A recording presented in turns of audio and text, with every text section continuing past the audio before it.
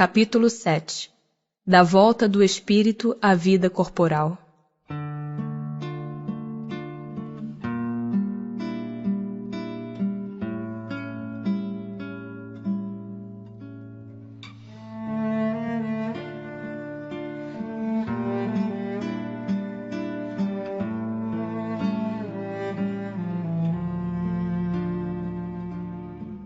Prelúdio da volta. Sabem os espíritos em que época reencarnarão? Pressentem-na, como sucede ao cego que se aproxima do fogo. Sabem que tem de retomar um corpo, como sabeis que tendes de morrer um dia, mas ignoram quando isso se dará. Então, a reencarnação é uma necessidade da vida espírita, como a morte o é da vida corporal? Certamente, assim é. Todos os espíritos se preocupam com a sua reencarnação? Muitos há que em tal coisa não pensam, que nem sequer a compreendem. Depende de estarem mais ou menos adiantados. Para alguns, a incerteza em que se acham do futuro que os aguarda constitui punição. Pode o espírito apressar ou retardar o momento da sua reencarnação? Pode apressá-lo, atraindo-o por um desejo ardente. Pode igualmente distanciá-lo, recuando diante da prova, pois entre os espíritos também há covardes e indiferentes. Nenhum, porém, assim procede impunemente, visto que sofre por isso, como aquele que recusa o remédio capaz de curá-lo. Se considerasse bastante feliz, numa condição mediana entre os espíritos errantes, e por consequência não ambicionasse elevar-se, poderia um espírito prolongar indefinidamente esse estado? Indefinidamente não. Cedo ou tarde o espírito sente a necessidade de progredir. Todos têm que se elevar. Esse é o destino de todos. Há predestinação na união da alma com tal ou tal corpo? Ou só à última hora é feita a escolha do corpo que ela tomará? O espírito é sempre de antemão designado. Tendo escolhido a prova que queira submeter-se, pede para encarnar. Ora, Deus que tudo sabe e vê, já antecipadamente sabia e vira que tal espírito se uniria a tal corpo.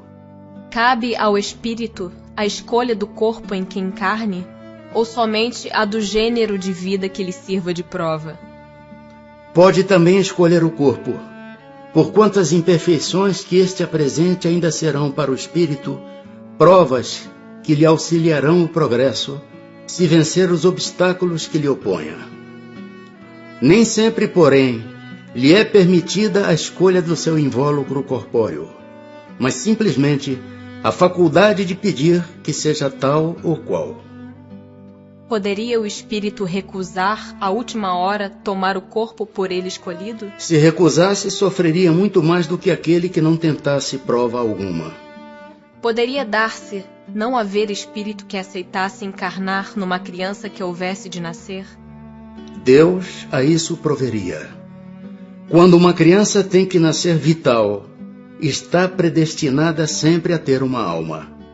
Nada se cria sem que a criação presida um desígnio. Pode a união do espírito a determinado corpo ser imposta por Deus? Certo. Do mesmo modo que as diferentes provas, mormente quando ainda o espírito não está apto a proceder a uma escolha com conhecimento de causa.